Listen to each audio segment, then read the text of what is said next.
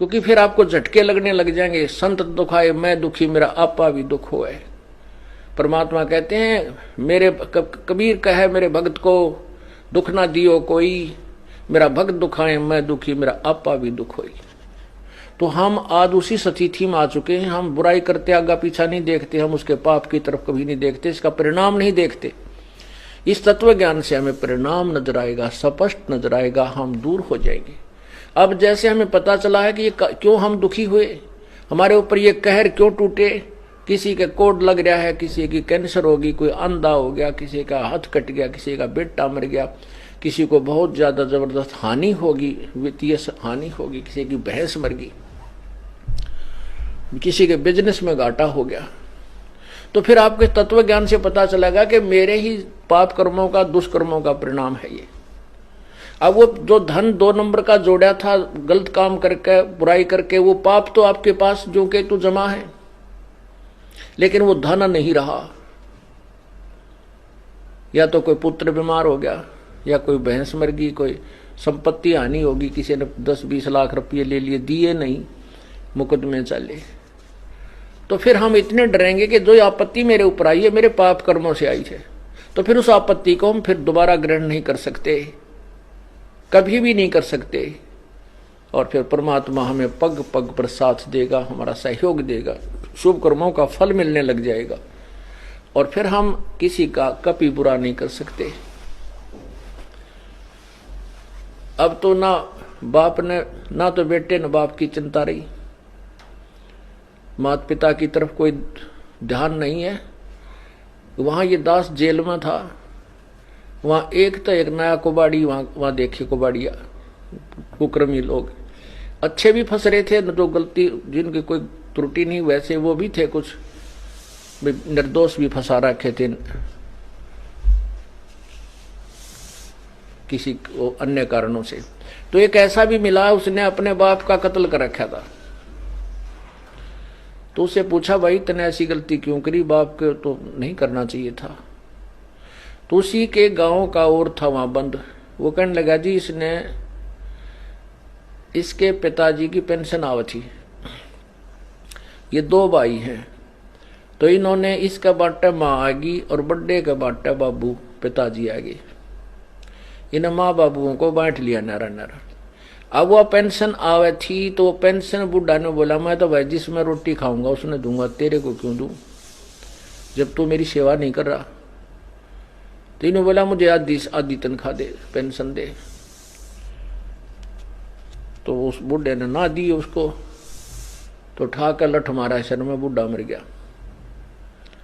अब उसकी वो जेल में बंद था।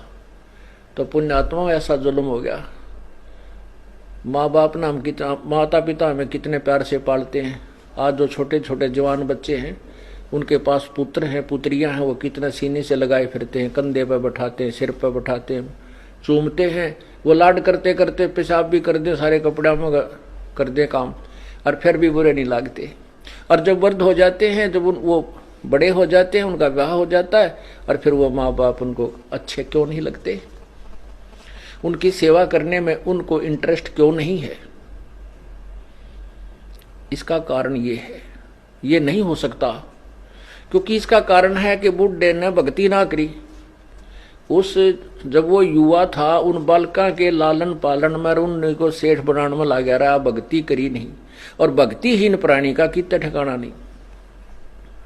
यदि हम पहले से परमात्मा का नाम लेंगे, भक्ति करेंगे, तो परमात्मा ऐसी व्यवस्था कर देगा, उन बच्चों के दिल में ऐसी दया भर देगा, माता पिता ने हाथों पर रखेंगे। और माता पिता इसे योग्य होंगे नहीं कि वो उनको दुख दें, क्योंकि उनकी भक्ति से वो स्वस्थ भी रहेंगे, उनका शरीर भी तगड़ा रहेगा। और जो 10,000 के रुपए में बीमारी कटनी हो, मानो 500 रुपये में ठीक हो जाएगा। तो ऐसे फिर वो भक्ति से ही सेवा बना है। एक आदमी तो ऐसा है, वो अच्छा भी ना लगता, हमने खड़ा होगी तो मान ले जैसे अरे कैसा हो जाओ, इस तो बात तय करें जावा, बड़ा अच्छा आदमी, क्योंकि उसके पिछले पुण्य है, वो संस्कार, वो भक्ति के गुण उसके अंदर विद्यमान है। तो ऐसे ही अब हम भक्ति संस्कार बनावाएंगे तो बचपन बुढ़ापे में हमारी आप सेवा परमात्मा ऐसी व्यवस्था कर देगा, हम सोच भी नहीं सकते। ना हम बच्चन बुरे लागा, ना बच्चे हमारी सेवा से उकताएंगे, कभी नहीं उकताएंगे, दूनी इंटरेस्ट बढ़ेगा। अब देखो पुण्यात्माओं, इस दास के 4 संतान, 2 लड़के 2 लड़की थी। यदि ये दास उन्हीं में उलझ पुलझ रह जाता, अब मुझे पता हुआ मेरी कितनी की खातिरदारी करें, खूब पता है मुझे वह क्या नेचर है उनका, कैसा उनका स्वभाव और क्या करते। अब परमात्मा के चरणों में आया हूं, मेरे लाखों चेले बेटा बेटी हो गए। अब एक को कहता हूं भाई जल लाना, 10 खड़े हो जाते हैं। ये क्या कारण है? क्योंकि मैंने परमात्मा की भक्ति का रटना लाई, और उस भक्ति की शक्ति से इन बच्चों में इतनी श्रद्धा बन गई, जन हाथों पर रखूं अपने गुरुदेव को, अपने पिता को। परमात्मा कहते हैं कुल खोए कुल होत है, कुल राखें कुल जा, राम निकल कुल भेंट ले, सब कुल रहा समाए। यदि हम इस कुल को बचाने में लगे रहेंगे, कुल तो नष्ट होगा, हम भी मरेंगे, बेटे भी मरेंगे, पोते भी मरेंगे, सभी ने एक दिन जाना है, ये तो रहना नहीं। 1 लख पूत 1.25 लख नाती, उस रावण कह दी वन बाती। और यदि हम इस कुल को भूल कर, और राम निकुल कुल, ये राम का कुल है, ये भगवान कुल है, भगवान का खानदान है, यानी सत्संग में आ जाना। अब आप बहन भाई हो, एक गुरु के शिष्य हो, और ये दास आपका पिता, आप हमारे बच्चे हो गए, तो ये हमारा कुल बन गया। कहते इस राम निकल कुल भेंट ले, सब कुल रहा समाए, बेटा भी बेटी भी माई भी भाई भी सारे हो गए इसमें। तो ऐसे हमारे फिर आगे चल के आने वाले समय में इतनी जो ना सेवा आपकी बनेगी, क्योंकि आपके बच्चे भी भक्ति करेंगे, वो भी भगवान से डरेंगे, आपको इतना भी दुख देना नहीं चाहेंगे कदे मुझे पाप ना लाग जाए, माँ की आत्मा दुखा दी जाए तो, कदे पिता की आत्मा ना दुख जा, क्योंकि फिर आपको झटके लगने लग जाएंगे। संत दुखाए मैं दुखी, मेरा आपा भी दुख होए। परमात्मा कहते हैं मेरे कबीर कहे मेरे भगत को दुख ना दियो कोई, मेरा भक्त दुखाए मैं दुखी, मेरा आपा भी दुख होई। तो इस तरह फिर हमें झटके लगने लग जाएंगे, परमात्मा सतर्क करेगा, गलती मत करवाई। हमें जैसे हम मान लिया हमने किसी को दुख दिया, फिर हमारे को कोई हानि हुई तो विचार करेंगे लेट के, आगे वो गलती नहीं करेंगे। तो ऐसे समाज भी सुधरेगा और ये अपराध भी समाप्त हो जाएंगे। तो इसी रास्ते से हम मानवता का उत्थान कर सकते हैं और कोई तरीका नहीं है। आप देख रहे हो अब 57 साल का तो ये दास हो लिया, 58 में हम चल रहा है, और 10 वर्ष का समझन लग गया था ये MLA MP के ऊपर बने हैं, मंत्री मुख्यमंत्री कैसे बनते हैं। आप देखते हो बहुत बढ़िया छांट छूट का कोई मंत्री कोई पार्टी चुनती है जनता, और 5 साल में फ्यूज हो लेते हैं, वह 5 साल में उन्हें रिजेक्ट कर देती है कि ना ये करने के नहीं, फिर नए तैयार करते हैं शायद ये कुछ ठीक पाएंगे, 5 साल में उन्हें रिजेक्ट कर देते कि ना ये भी कोई ना ठीक। क्योंकि जब तक हम राम नाम से डरने वाले अपने नेता नहीं चुनेंगे तब तक कोई भी सुधार नहीं हो सकता। और ये इस मार्ग से ही वो पुण्यात्मा उभरेंगी, ऐसे ही ज्ञान से फिर वो भगवान से डरने वाले होंगे, परमात्मा का नौकर बनकर वो राज करेंगे, नहीं को राज को छुएगा नहीं। इतना भयंकर पाप है इस राज के अंदर। राजा लोग भगवान से डरने वाला हो, बिल्कुल भी गलत काम नहीं करते, तुरंत त्याग देना पड़े, उसने इस्तीफा देना पड़ जाए। ऐसे निर्भय होकर जब हम शासन करेंगे तो हम पाप से बचे रह सकते हैं, अन्यथा नहीं। और तभी हमारी प्रजा सुखी होगी, और प्रजा सुखी होगी भगवान के भक्ति से, इस पुण्य से, दान से, धर्म से, और इन्हीं के निमित्त परमात्मा की कृपा से प्रभु समय पर वर्षा करेगा, हर तरह की सुविधा देगा। अब ये सत्संग जो ये जो कार्यक्रम चल रहा है भक्ति का, ये शास्त्र अनुकूल है, और ये दास 2 वर्ष बंद रहेगा लगभग 21 महीने, तो कोई वर्षा विशेष नहीं की प्रभु ने। दास अभिमान नहीं करता, विधान बताऊं हूं भगवान का। और जब से ये पुनः शुरू हुए हैं, मैं इस दास ने कह दिया था जब जमानत होने से 1-2 महीना पहले भी, वहां आश्रम अपना बरवाला मिल गया है और पाठ प्रारंभ कर दो। तो उसके बाद ये दास 30 अप्रैल को आया था। उसके बाद पूरा जेठ, जून, जुलाई, अप्रैल, मई, जून, जुलाई परमात्मा ने इतनी प्यारी बारिश करी। कहते हैं ट्यूबलों के पानी भी 10-10, 20-20 फुट नीचे चले गए थे। हाहाकार मच गई थी। समाचार पत्रों में भी आने लगे थे कि भारत के अंदर केवल 7 दिन का अन्न है अगर अकाल गिर गया तो। अब परमात्मा ने, अब जैसे आपने गीता जी अध्याय नंबर 3 के मंत्र नंबर 10 से 15 में सुना है कि जो शास्त्र अनुसार जो यज्ञ की जाते हैं तो यज्ञ से ही वर्षा होती है। जैसे कहते हैं सभी प्राणी अन्न से उत्पन्न होते हैं, अन्न वर्षा से उत्पन्न होता है, वर्षा यज्ञ से होती है, यज्ञ शुभ कर्मों से होते हैं। और शुभ कर्म इस काल के लोक में आए तो हमने ये कर्म करने पड़ेंगे। ये काल ब्रह्म से हमारे को ये कर्म लगे। और ब्रह्म की उत्पत्ति हुई अक्षर पुरुष से, उस अविनाशी परमात्मा से। और वो अविनाशी परमात्मा ही सभी यज्ञों में प्रतिष्ठित है। उसी को इष्ट रूप में पूज्य मानकर जो धार्मिक अनुष्ठान किए जाते हैं उनका प्रतिफल सही मिलता है। जैसे जड़ को सींचने से फलों को, टहनियों को जो फल, टहनियों को फल लगते हैं, तो ऐसे विधि शास्त्र अनुकूल साधना से ही वो हमें लाभ होता है जो धार्मिक क्रियाओं से होता है।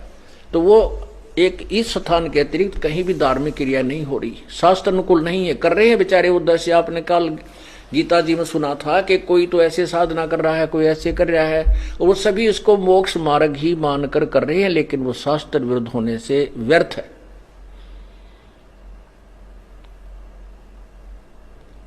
इसलिए ये आप देख रहे हो, ये दास ने, आपने भी देखा, मई, जून और जुलाई, अगस्त दिन खाली नहीं गया जो बारिश ना हुई हो, और बहुत प्यारी प्यारी। और 2 दिन हो गई, 3 दिन रुक कर फिर बरस गया। परमात्मा ने इतनी अच्छी बारिश की और ना कहीं फ्लड आने दिया। एक बार फ्लड के आसार हो गए थे, फिर परमात्मा की कृपा होगी, वो भी दया कर दी अपने बच्चों पे। अब पुण्यात्माओं ये समस्या आती है कि भी देखो हम तो खरदान कर रहे हैं, लाभ तो सभी को हो रहा है, परमात्मा की सभी संतान है, ये आत्मा उसी प्रभु की है। अब जैसे किसान खेत में बीज बीजता है, फसल बीज रखी है, गेहूं बो दिया, और गेहूं में खरपतवार भी साथ होता है।